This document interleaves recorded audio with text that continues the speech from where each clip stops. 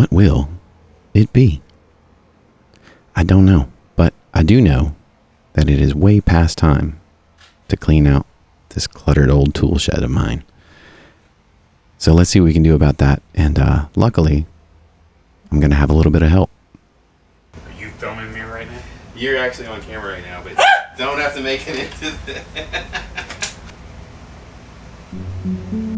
Well, luckily he was willing to help, even though I didn't ask. And between the two of us, we knocked out the bulk of the removal of everything from the shed pretty quickly. It's nice to have help sometimes.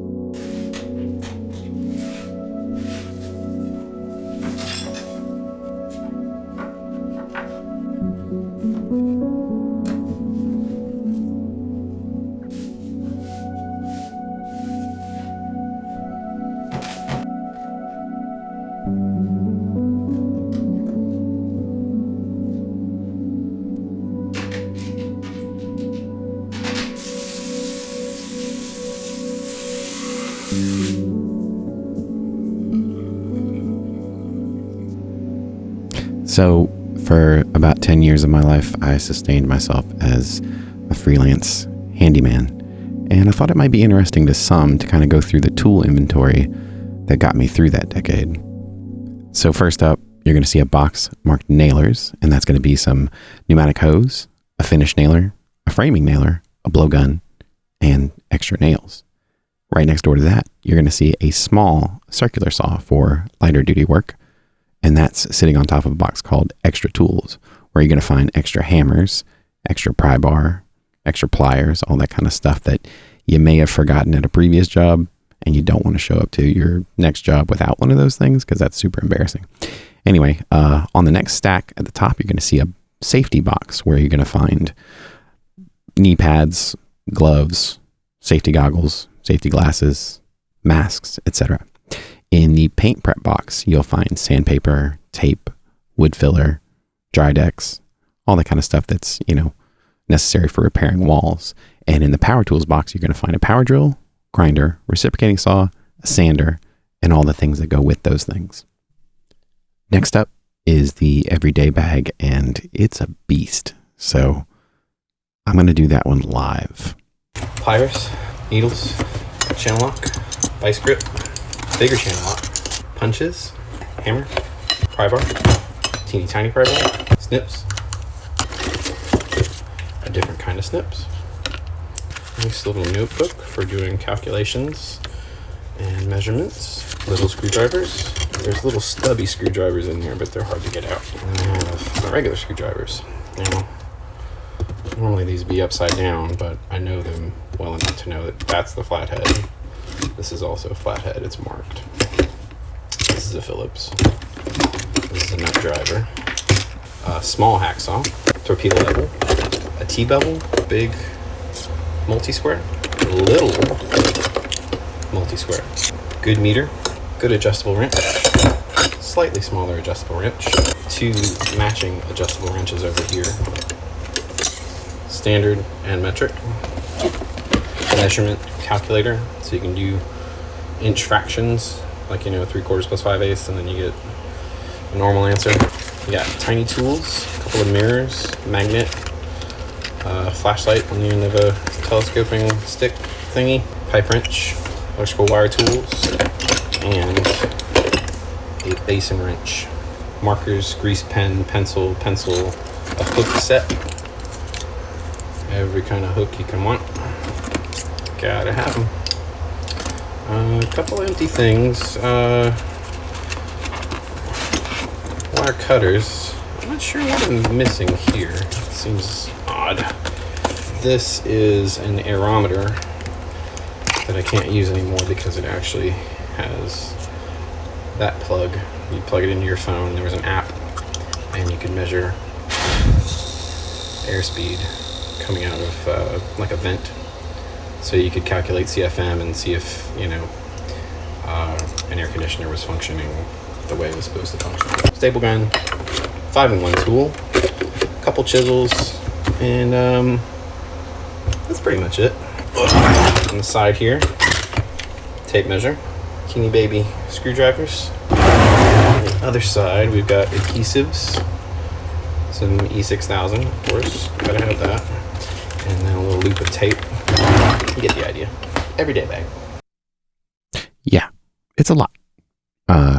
Next to that everyday bag in the background there, you're going to see kind of a tore up bin, and that is the most used things that don't fit in the everyday bag, like extension cord, other elements of power distribution, a big hacksaw, big handsaw, 2-foot level, clamps, chalk line, plumb bob, and the tool belt as well. Then kind of in the background there, you see a gray box. That is a larger circular saw for more heavy duty work. And then up in the front here, of course, you're going to see the DeWalt jigsaw. And sometimes a jigsaw is the only thing that'll do a thing. So it's something that is definitely necessary when you're doing random jobs like I was doing.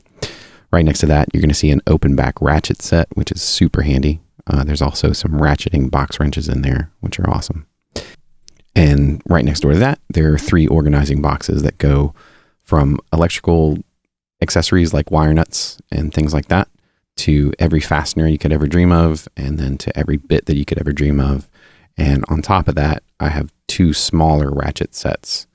One of them is complete and one of them is there for spare parts.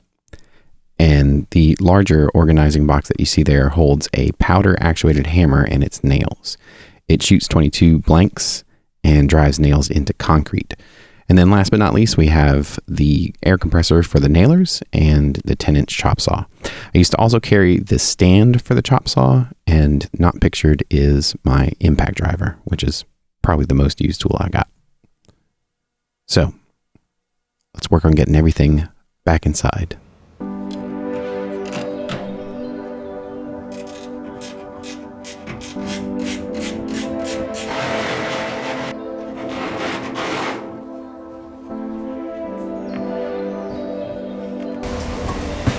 The really difficult thing about working on things when your tools are temporarily stored somewhere is that you don't have any tools.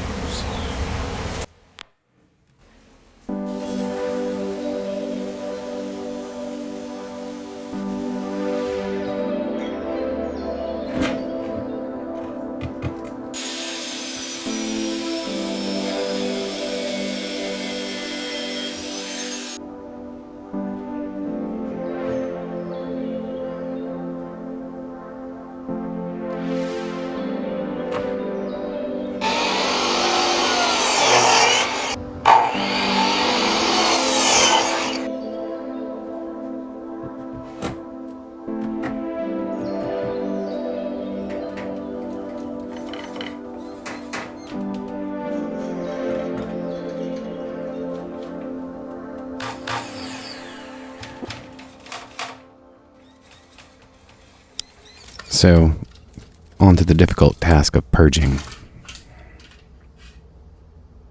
I mean, back when it was like an everyday thing, yes, this could come in handy at any particular point. You just never know. And you're like, oh, I have one of those. But that's just not my life anymore. And as hard as it is to say, like, I'm going to throw away this stuff that I spent money on, and that I saved, I'm never going to need this. I do know that it's taking up otherwise usable space and has been for 6 years, 7 years.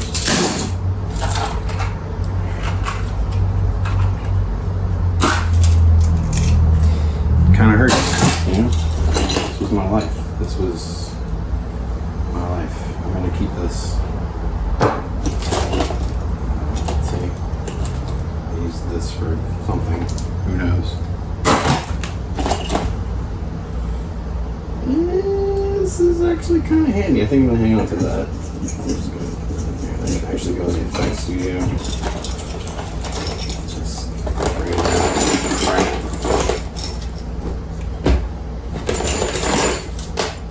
You know, the last time that I decided I needed some lamp cord, I did not use anything that was in here because it wasn't the right lamp cord. It's just so rare. But I think Yeah, and I also bought chain that day too.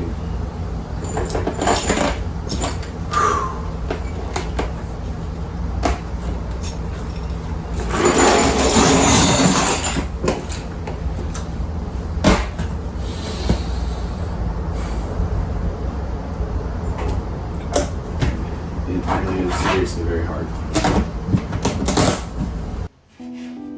It really is. But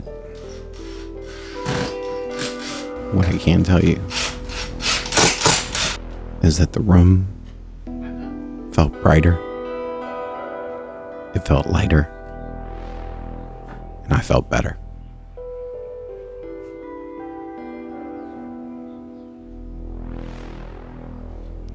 It's hard to let go, but it's worth it. If you have stuck around this long, thank you. You should throw me a like, and you should maybe even subscribe. Because if you like the vids, there's more to come. And I'll see you then.